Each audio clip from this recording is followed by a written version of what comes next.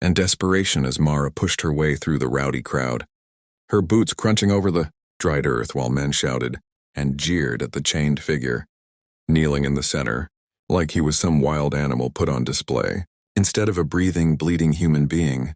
And even from behind she could feel the tension radiating off him, coiled like a wolf cornered too many times with nowhere left to run, his back scarred with lashes, his shoulders trembling not from fear but from the effort it took to hold himself back from tearing every man around him apart. And Mara, who had come only to deliver a message for her employer, found herself inexplicably drawn to him the moment the auctioneer barked, "This one's called Savage, too dangerous to keep, too stubborn to break."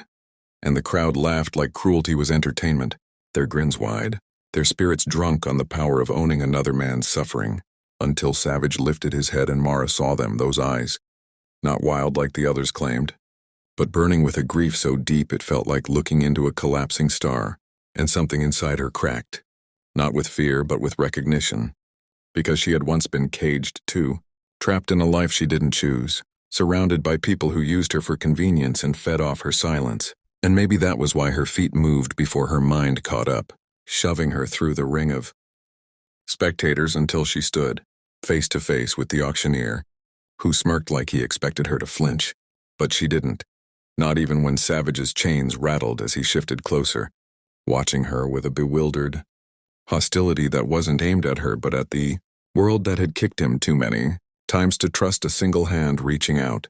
And then the auctioneer grabbed Savage by the hair and yanked his head up, forcing him on display as he said, "He's nothing but a beast, worthless except for labor."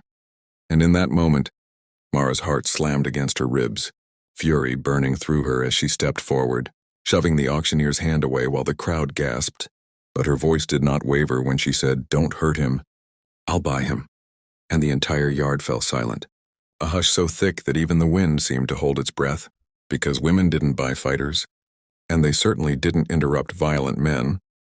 But Mara didn't care about what was expected of her. She cared about the broken-eyed man kneeling before her, the one they called Savage like a curse, though she saw something entirely different.